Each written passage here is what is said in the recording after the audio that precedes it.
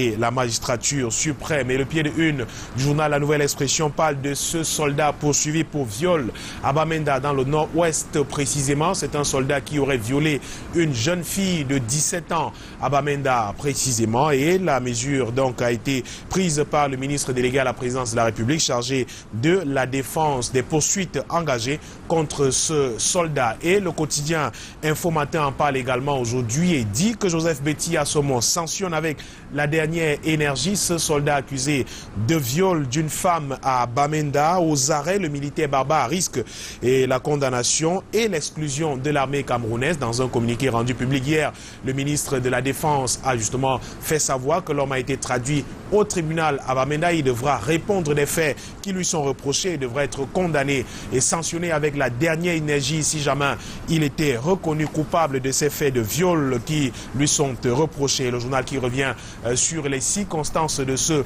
viol qui a donc eu lieu à Bamenda avec cette jeune fille qui raconte avoir été envoyée par sa mère effectuer certaines courses, a donc été interpellée par un contrôle et lors de ce contrôle justement elle a été violée par ce militaire, le nommé Arthur Bita, qui est donc au tribunal militaire pour accuser des faits de viol. La grande une du journal Info Matin nous parle de la crise anglophone et de l'Église catholique qui semble être prise à son propre piège aujourd'hui. Le journal qui estime que l'Église catholique qui soutenait jusqu'ici certains sécessionnistes est prise à son propre piège avec l'assassinat des prêtres. Désormais, on a encore assisté il y a quelques jours à l'assassinat d'un prêtre dans le sud-ouest du pays. Ces terroristes qui s'en prennent désormais aux hommes de Dieu qui leur apportaient pourtant leur soutien il y a quelque temps, écrit Info Matin.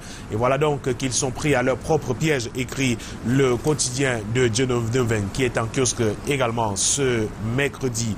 Et la grande une du journal L'Œil du Sahel parle du gouvernement et de la Campos, l'entreprise publique camerounaise qui semble avoir été lâchée par le gouvernement. Le gouvernement justement a-t-il lâché la Campos, s'interroge le journal L'Œil du Sahel qui est en kiosque ce jour, qui a mené une sorte d'enquête au sein de cette société suite au non-respect des engagements pris en janvier dernier par l'État. Une grève est donc annoncée pour le 23 août prochain au sein de la société Campos, l'entreprise publique camerounaise. Et puis ces 3 personnes tuées également par la secte terroriste Boko Haram à Talakashi, c'est une localité de l'extrême nord du Cameroun. C'est à lire à la une du journal L'Œil du Sahel qui est en kiosque ce jour, qui donne la parole également à un homme qui s'appelle Mohamedou Bayero Fadil, qui estime que Paul Biya doit parachever son œuvre qu'il a débutée. Les membres titulaires du comité central du Rassemblement démocratique du peuple camerounais et sénateur suppléant de la région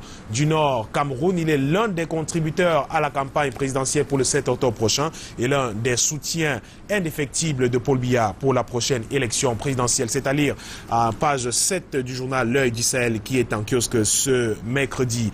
Et Afrique Info également en kiosque aujourd'hui qui nous parle de présidentielle 2018 et un autre homme, un artificier également du soutien de Paul Biya, René Bayen. Il est élu du littoral et il appelle à un plébiscite en faveur de l'homme du 6 novembre 1982 pour parachever l'œuvre de construction nationale entreprise dès sa prise de pouvoir et pour continuer à maintenir le Cameroun dans la paix et dans la stabilité. René Bayen qui s'exprime dans les colonnes du journal Afrique Info de Djelfis qui est en kiosque ce jour et qui donne également la parole à Sa Majesté Samuel Libormbe qui demande au peuple Bassa pour bâti de soutenir le renouveau et un vote massif justement prévu pour Paul Biya lors de l'élection présidentielle du 7 octobre prochain.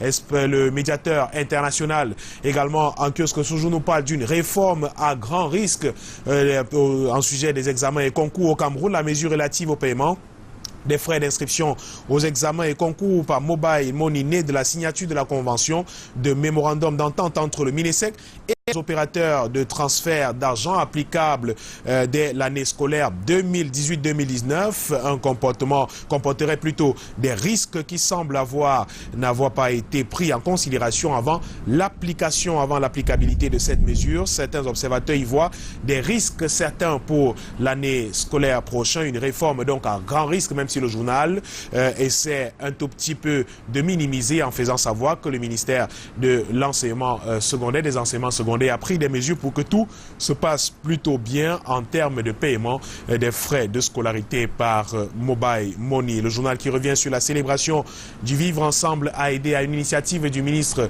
des Transports Jean-Ernest Massénanga Libibé qui s'est plutôt bien passé. Une deuxième édition très réussie pour le ministre qui en a d'ailleurs profité pour appeler au vote massif des populations de la Sanaga maritime pour Paul Biya à la prochaine élection présidentielle. Et le plan d'assistance humanitaire qui se déploie sur le terrain d'ores et déjà dans le nord-ouest et dans le sud-ouest du Cameroun avec le ministre Paul Atangandji qui est déjà en action avec des vivres et bien d'autres denrées qui sont transmises vers ces régions du nord-ouest et du sud-ouest du Cameroun pour venir en aide aux populations prises au piège des activistes sécessionnistes qui sèment la terreur dans ces deux régions anglophones du Cameroun depuis bientôt 2 ans maintenant. Et c'est avec le médiateur international que nous terminons cette première partie de la revue de presse de mercredi. À Douala, Patricia.